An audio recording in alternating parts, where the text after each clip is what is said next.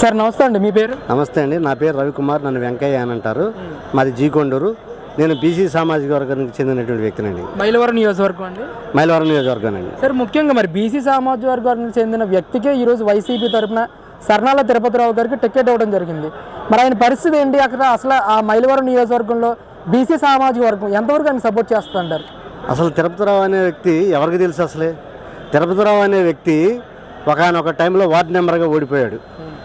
అలాంటి వ్యక్తిని వసంత వెంకటకృష్ణ ప్రసాద్ గారు వచ్చి జడ్పీటీసీగా గెలిపించడం జరిగింది. జడ్పీటీసీగా గెలిపించడం జరిగిన తర్వాత ఆయన తిరుపతిరావు అనే వ్యక్తి కొంతమందికి మైలవరం మండలం తెలిసింది, మాకైతే తెలియదు ఇప్పటికి కూడా. తర్వాత ఇప్పుడున్న పరిస్థితుల దృష్ట్యా వైసీపీ తరఫున ఎవరు పోటీ చేసేవాళ్ళు లేనప్పుడు వసంత కృష్ణప్రసాద్ గారు అంతకుముందు వైసీపీలో పోటీ చేసి అక్కడ ప్రజా వ్యతిరేక విధానాలు జరుగుతున్నాయనే ఉద్దేశంతో వసంత కృష్ణప్రసాద్ గారు వైసీపీకి రిజైన్ చేసి టీడీపీలో రావడం జరిగింది. దాన్ని చంద్రబాబు నాయుడు గారు జాతీయ అధ్యక్షులు గుర్తించి మీరైతే బాగుంటుంది అనే ఉద్దేశంతో టీడీపీలో తీసుకొని ఇన్ఛార్జిగా ఇవ్వడం జరిగింది. ఇన్ఛార్జిగా ఇచ్చిన తర్వాత ఆ వైసీపీలో నిలబడే వ్యక్తి లేకపోవటం వల్ల బీసీ అనే నినాదంతో ఇతను తీసుకొని వచ్చారు. ఇతను తీసుకొని వచ్చి సామంతుడికి సామాన్యుడికి మధ్య యుద్ధము అని ఇలా బీసీ అనే నినాదంతో వాళ్ళు ముందరికి వెళ్తున్నారు. అలాంటిది ఏమీ లేదు, ఎవరి పార్టీ వాళ్ళదే, అతను ఎవరికి తెలియదు. ఇన్ని రోజుల నుంచి లేనటువంటి సామంతుడు సామాన్యుడు అనేది ఇన్ని రోజుల నుంచి లేనటువంటి మరి అలాంటిది మరి న్యూజివేల్లో పోటీ చేస్తున్నటువంటి పార్థసారథి గారి గురించి ఏమైంది? అలాగే ఈ సమాజంలో చాలామంది బీసీలు ఉన్నారు, వాళ్ళందరి గురించి లేని ఆలోచన ఈరోజు కొత్తగా కులాల మధ్య బీసీల మధ్య ఈ విధమైనటువంటి ప్రలోభాలు చెప్పి వాళ్ళు ఏదో ఇది పొందాం అనుకుంటున్నారు. అది ఏమి కుదరదు. ఈ నియోజకవర్గంలో ఎవరి పార్టీ వాడిదే. అతను బీసీ అయినంత మాత్రాన బీసీలు వేయడానికి తిరుపతిరావు వేయడానికి ఏమాత్రం కూడా ముందుకు రావడం అనేది లేదు. వాళ్ళు తిరుగుతుంటే అర్థమవుతుంది. నియోజకవర్గంలో వాళ్ళు తిరుగుతుంటే వాళ్ళ వెనకాల ఎంతమంది బీసీలు ఉన్నారనేది కూడా మనందరికీ సోషల్ మీడియా ద్వారా కనపడుతూ ఉంది. అలాంటిది ఏమీ లేదని చెప్పి ఈ సందర్భంగా ముఖ్యంగా జడ్పీటీసీగా వసంత కృష్ణ ప్రసాద్ గారే తిరుపతిరావుని గెలిపించారని అంటా ఉన్నారు. మరి ఈ రోజు తిరుపతిరావు గారు వసంత కృష్ణ ప్రసాద్ గారిని ఏకవచనంతో మాట్లాడుతూ ఉన్న పరిస్థితి ఎలా చూస్తారు? అసలు సమాజానికి కనపడుతూ ఉంది. అసలు తిరుపతిరావుని ఎవరు తీసుకొచ్చారు? ఆయన ఏకవచనంలో మాట్లాడితే ఇంకా అసలు స్థాయి దిగదారిపోద్ది అనేది మనకు నిదర్శనం కనపడుతూ ఉంది. అంతేగాని ఆయన ఏకవచనం మాట్లాడిన మాత్రం బీసీలు ఎగిసిపోరు, ఎగిసానికి ఓటేరు. అలా ఏకవచనంతో మాట్లాడటం వల్ల అసలు స్థాయి దిగదారి తప్పితే ఇంకా అంతకుమించి చేయలేదు. సార్ ముఖ్యంగా సామాన్య కార్యకర్త స్థాయి నుంచి జడ్పీటీసీ, ఈరోజు జడ్పీటీసీ నుంచి ఎమ్మెల్యే అభ్యర్థిగా అసలు సర్నాల తిరుపతిరావు గారు ఎలా ఎదిగారంటారు?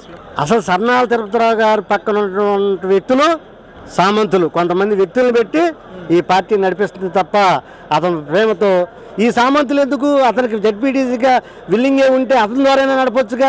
ఆయన వెనకాల పెత్తందారులు పెట్టి ఈ విధమైనటువంటి ప్రచారం చేయడం అనేది జనాలందరూ కనపడుతూనే ఉంది. ఆ ప్రచారాలు ఏవి ఈరోజు ప్రజల ముందర పప్పులోటకం అని చెప్పి సందర్భంగా తెలియదు. పెత్తందారుల ముసుగులో బడుగు బలహీన నేత సర్నాల తిరుపతిరావు అంటారు. 100% పెత్తందారుల ముసుగులో ఈ తిరుపతిరావు, ఈ ముసుగులో ఉన్నటువంటి వ్యక్తి తిరుపతిరావు. అంటే ముఖ్యంగా కేసీఆర్ నాని గారు కానీ అలాగే జోగి రమేష్ గారు కూడా ఈయనకి సపోర్ట్ ఉందని చెప్పేసి మాట్లాడుతూ ఉన్నారు. అలాగే ప్రధానంగా జోగి రమేష్ గారి క్యాడర్ మొత్తం ఈరోజు సర్నాల తిరుపతిరావు వెనకాలే ఉంది, గెలుపు సాధ్యం అని చెప్పి మాట్లాడారు. ఇప్పుడు కేసీఆర్ నాని గారు మొన్నటి దాకా టీడీపీలో ఉన్నారు, ఆయన వెంబడి ప్రజలు లేరు. ఆయన ఇప్పుడు ఈ పార్టీ నుండి వైసీపీలోకి వెళ్ళాడు. అలాగే జోగి రమేష్కి ఉంటే కనుక ఇక్కడే టికెట్ ఇస్తారుగా, పెనమలూరు ఎందుకు? మరి ఇలాంటి వ్యక్తులు ఎంతమంది ఉంటే మటుకు ఇక్కడ ఈ నియోజకవర్గంలో ఏమైంది? అసలు వాళ్ళకే లేదు ఇక్కడ ఈ నియోజకవర్గంలో, ఈ కాన్స్టిట్యున్సీలో. అలాంటప్పుడు ఇంక ఎక్కడ లేసిద్ది? పెత్తందారులు 10 మంది ఉంటే జనాలకు తెలియదా? పెత్తందారుల చేతులు ఇతను నడుస్తాడు కానీ ఇతను స్వయం ప్రతిపత్తి లేదనేది బీసీలకి తెలియదా? ఉన్న ప్రజలది, ఈ నియోజకవర్గ ప్రజలకు తెలియదా? రేపైనా అంతే కదా, వచ్చిన తర్వాత అంతే.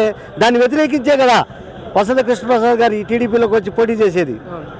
అంటే సర్నాల తిరుపతిరావు గారు కూడా మాట్లాడుతూ ఉన్నారు, జగన్ గారు ఆశీస్సులు, జగన్ గారు మా నియోజకవర్గంలో చేసిన అభివృద్ధి సంక్షేమమే నన్ను గెలిపిస్తాయని చెప్పి ధీమా వ్యక్తం చేశారు. అసలు ఈ నియోజకవర్గం కాదు, రాష్ట్రంలో ఈ సంక్షేమం 100% ఎక్కడైంది? మాయ మాటలు, కలబోలి మాటలు తప్పితే అభివృద్ధి అనేది, అసలు అభివృద్ధి అనేది ఈ రాష్ట్రంలోనే కనపడుతుందా? ఈ రాష్ట్రంలోనే కనపడినప్పుడు ఈ నియోజకవర్గంలో ఎలా కనపడింది అభివృద్ధి? ఆ అభివృద్ధి ఏమైనా ఉందంటే అది కూడా వసంత కృష్ణప్రసాద్ గారు పుణ్యమే తప్పితే ఇలా రాజశేఖర్ రెడ్డి అదే జగన్మోహన్ రెడ్డి అభివృద్ధి అనేది అక్కడ చేయాల. సార్ ఆఖరిగా ఆ నియోజకవర్గానికి సంబంధించిన వ్యక్తిగా సర్నాల తిరుపతిరావు గారి గురించి ఒక్క మాటలో చెప్పాలంటే ఏం చెప్తారు సార్?